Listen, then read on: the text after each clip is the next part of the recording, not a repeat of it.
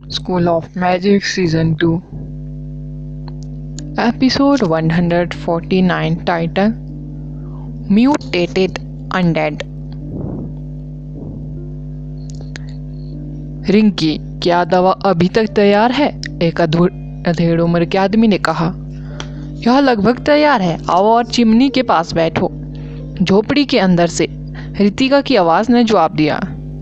जरूर। मैंने ओल्ड बूढ़े दादा से सुना है कि आप पहले ही एक दवा लेकर आ गए हैं। इससे सभी को खुशी हुई।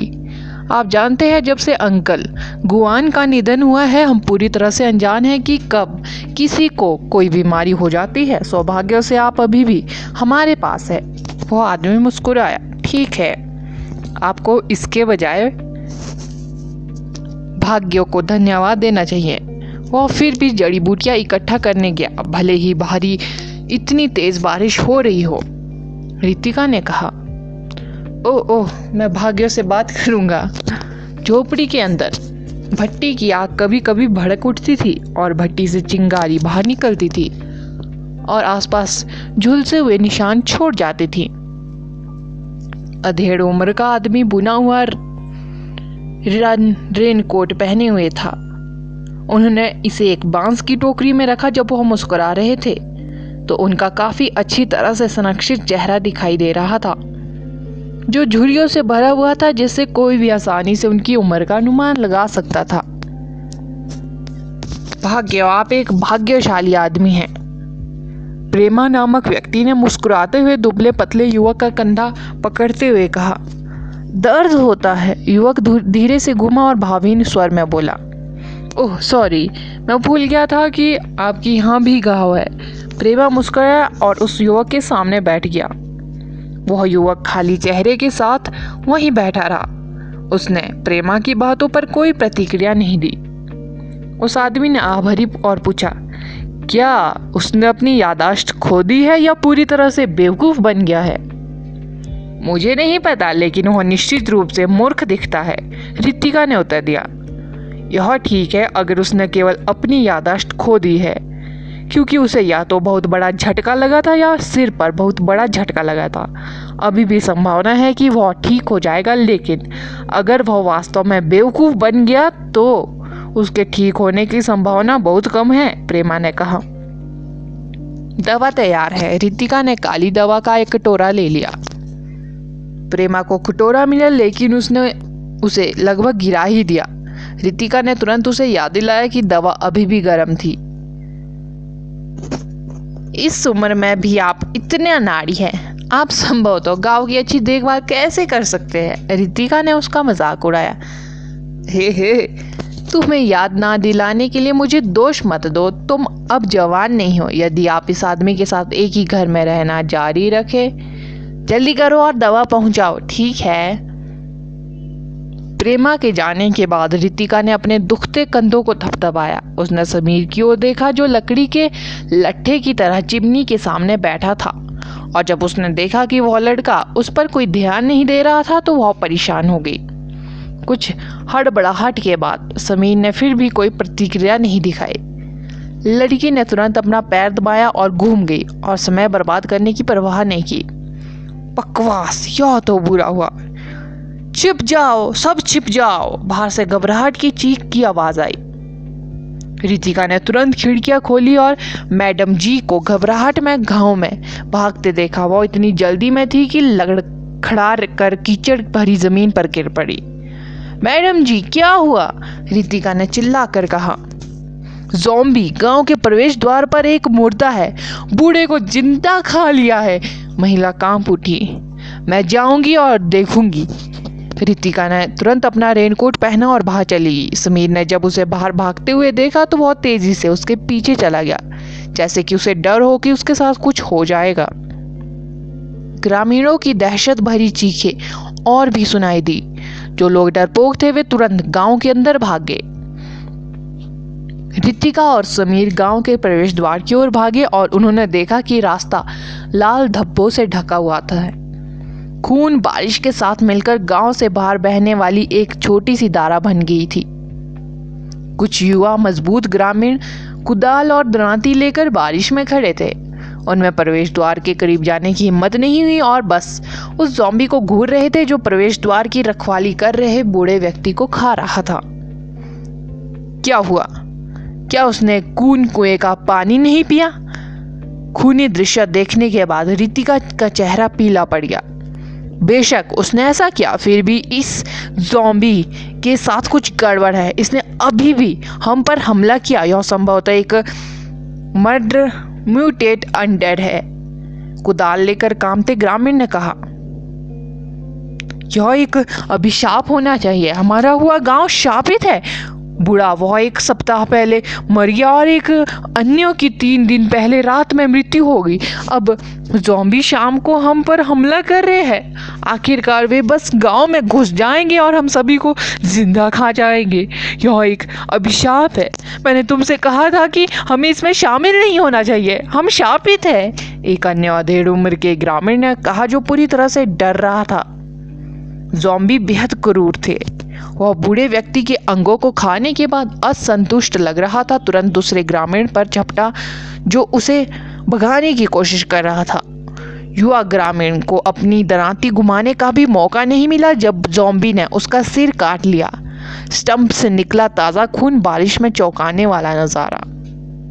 ग्रामीणों ने ज़ॉम्बी के हमले से बचने के लिए एक अनोखे तरीके पर भरोसा किया था। फिर भी जब कुछ गलत हुआ तो वे एक ज़ॉम्बी को भी नहीं रोक सके। भागो! बाकी ग्रामीण तुरंत गांव में भाग गए। हम ज़ॉम्बी को गांव के अंदर नहीं आने दे सकते, रितिका ने गांव वालों को बताने की कोशिश की। फिर भी वे सभी सीधे गांव में भाग गए। रितिका ने अपने दांत भींचे और लकड़ी के बैरियर की ओर बढ़ गई। ज़ॉम्बी को अभी भी गांव में प्रवेश करना बाकी था। यदि वह प्रवेश द्वार पर लकड़ी के अवरोध को हटा सकती है तो वह स्थिति को हल करने में सक्षम होंगी। बैरियर ऐश वुड से बना था, कुछ ऐसा जो ज़ॉम्बी को पसंद नहीं था। वे बस गांव से दूर रहेंगे। रितिका स्विच की ओर भागी। फिर भी ज़ॉम्बी की चमकती आंखें पहले से ही उस पर टिकी हुई थी। ज़ॉम्बी ने उस युवा ग्रामीण को छोड़ दिया जिसका आधा हिस्सा उसने खा लिया था और एक भूखे आवारा कुत्ता की तरह रितिका पर झटपटा। आप क्या कर रहे हैं? क्या तुम पागल हो? एक महिला चिल्लाई। रितिका ने मुड़कर देखा तो ज़ॉम्बी उसकी ओर दौड़ रहा था। उसकी गति इतनी चौंकाने वाली थी कि ऐसा लगा जैसे पलक झपकते ही वह उसके ठीक पीछे आ गया हो। Fire fist! ठीक समय पर बारिश में फायर की लपटें उठी और ज़ॉम्बी पर सटीक रूप से गिरी। फायर फिस्ट फट गया और ज़ॉम्बी को उड़ा दिया। ठक्कर से उसका शरीर टुकड़े टुकड़े हो गया। आप सभी के पास ज़ॉम्बी के खिलाफ कोई मौका नहीं है। अभी चले जाओ, एक युवक ने भौवें चढ़ाते हुए कहा। भाग रहे ग्रामीणों ने ऐसी प्रतिक्रिया व्यक्त की मानो वह युवक उनका जीवन रक्षक हो। भगवान की स्तुति करो। हैयान, आप गांव में हैं? हम सुरक्षित हैं। हैयान, ज़ॉम्बी काफी भयंकर है। क्या तुम्हें उसे मारने की कोशिश करने से पहले अपने पिता का इंतजार नहीं करना चाहिए था? ग्रामीण तुरंत पीछे हट गए और हैयान नामक युवक के पीछे खड़े हो गए। यह केवल एक ज़ॉम्बी है, मैं इसे स्वयं संभाल सकता हूँ। हैयान ने घोषणा की। उसके चेहरे पर गर्व का एक संकेत दिखाई दे रहा था। School of magic season 2 episode 150 title zombies द्वारा आक्रमण। एक दूसरा फायर फिस्ट उस ज़ॉम्बी पर फेंक दिया गया जिसने 2 ग्रामीणों को मार डाला था। विस्फोट से पास की लकड़ी का बैरियर भी जल गया। बारिश ने आग की लपटों की शक्ति को कमजोर कर दिया था। ज़ॉम्बी पर लगी आग जल्द ही बुझ गई। हैयान नामक युवक ने तिरस्कार पूर्वक जमीन पर थूक दिया।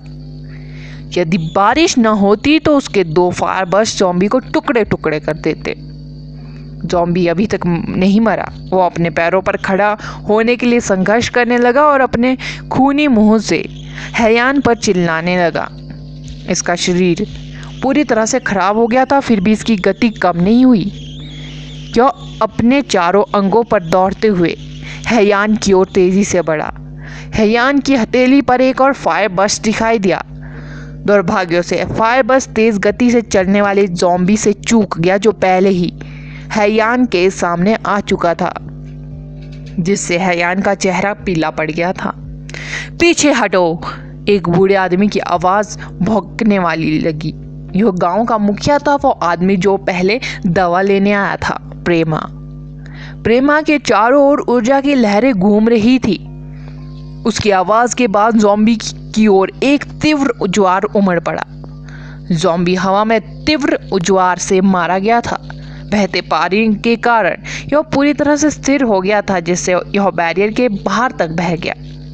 फोर्स ने लकड़ी के बैरियर को तोड़ दिया। इस बीच ज़ॉम्बी भी बहुत दूर बह गया, जिससे अब गांव को कोई खतरा नहीं रहा। यह देखकर ग्रामीणों ने राहत की सांस ली। सौभाग्य से उनका मुखिया एक इंटरमीडिएट मैजिशियन था, अन्यथा वे एक म्यूटेट अनडेड के सामने असहाय हो जाएंगे। तुम्हारे घमंड ने लगभग तुम्हारी जान ले ली। जब वह हैयान के पास से गुजरा तो उसने प्रेमा को बहुत परेशान किया। प्रेमा ने हैयान को ऐसे कहा। हैयान ने तुरंत अपने विचार एकत्र किए, फिर भी उसने पश्चाताप का कोई संकेत नहीं दिखाया। उसने प्रमुख की बातों को पूरी तरह से नजरअंदाज कर दिया और रितिका की ओर चल दिया। हालांकि जब उसने उस जंगली आदमी को देखा जो रितिका को जमीन से ऊपर उठाने में मदद कर रहा था, तो उसकी आंखें गुस्से से चमक उठी। उसने ही उसे बचाया था, फिर भी इस आदमी को सारा श्रेय कैसे मिल गया? वर्षों हो गए हैं जब से हमने आखिरी बार एक म्यूटेट अनडेड को देखा था। वे कहीं से भी क्यों प्रकट होंगे? रितिका ने उस ज़ॉम्बी की ओर देखा जो मैजिक से बह गया था। कौन जानता है, लेकिन रितिका तुम चिंता मत करो, मेरे यहाँ रहते ज़ॉम्बी तुम्हें चोट नहीं पहुँचाएंगे, हैयान ने घोषित किया।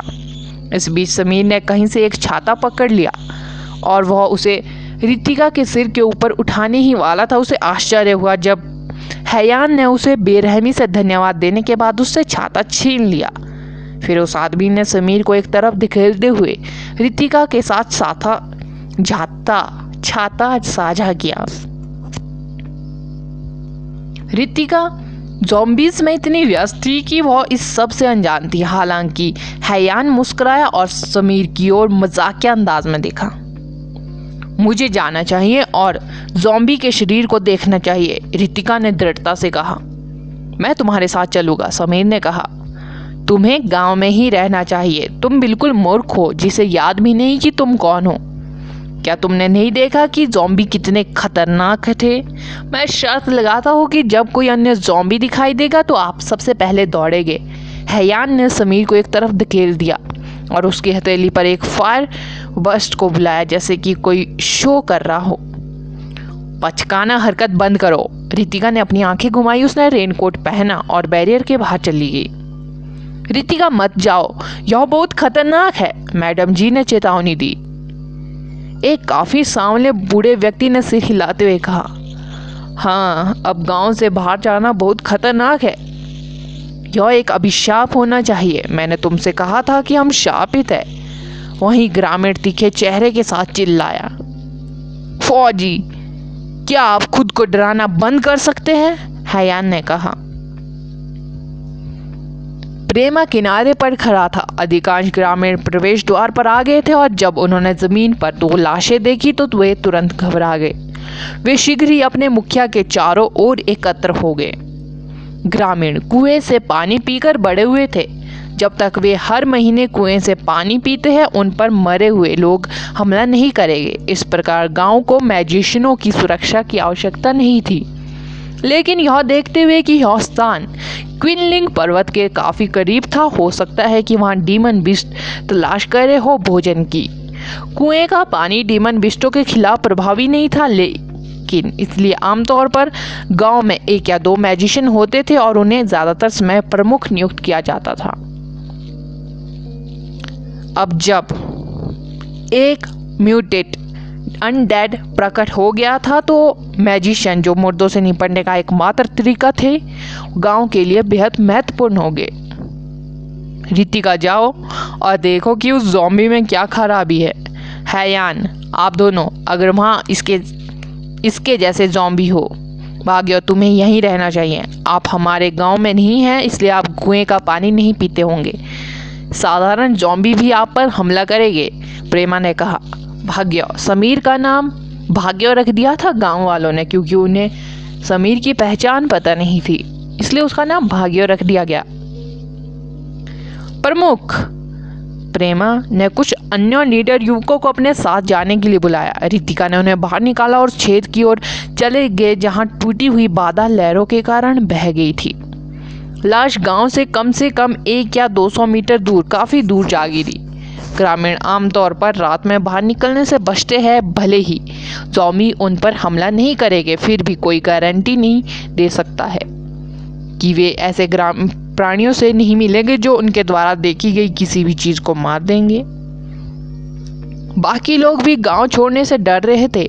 वे बस बैरियर पर खड़े रहे और समूह को निकलते हुए देखा।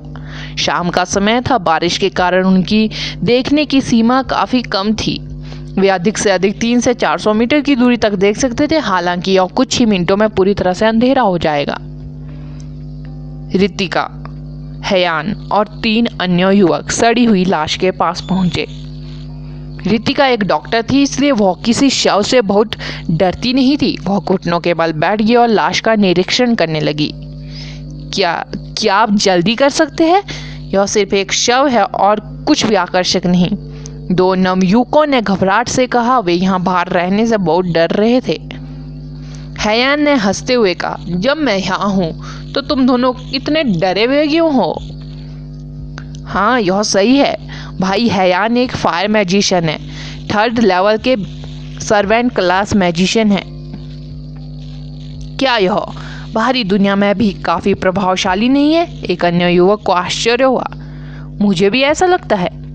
जैसे ही वह धीरे धीरे अपने पैरों पर खड़ी हुई, रितिका ने मुँह चिढ़ा ली। दूसरों ने तुरंत उससे पूछा कि ज़ॉम्बी ने उन पर हमला क्यों किया था।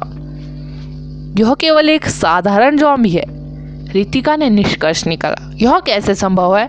हम पीढ़ियों से कुएं का पानी पीते आ रहे हैं। हमारी रक्षा होनी चाहिए। हमारे गांव का हर परिवार अभी अभी वेल गॉड के अनुष्ठानों से गुजरा है। एक सामान्य ज़ॉम्बी हम पर हमला क्यों करेंगे? युवक ने पूछा। रितिका चुप हो गई, क्योंकि उसे प्रश्न का उत्तर नहीं मिला। हयान इससे ज्यादा परेशान नहीं था। वह लड़की को सांत्वना देने ही वाला था कि बारिश के बीच पास से एक डरावनी आवाज आई। ऐसा लग रहा था जैसे कोई अपने पैरों को घसीट रहा हो, कोई सड़े हुए मांस को चबा रहा हो। जोड़ों में चटकने की आवाज आ रही आदि। आवाज सभी दिशाओं से तेज हो गई। हे भगवान, उनमें से एक युवक चिल्लाया। हयान ने पीछे मुड़कर देखा तो अनगिनत जोड़ी रक्त रंजित आंखें उन्हें घूर रही थी। अगला एपिसोड जानने के लिए बने रहे मेरे इस चैनल के साथ। Thank you.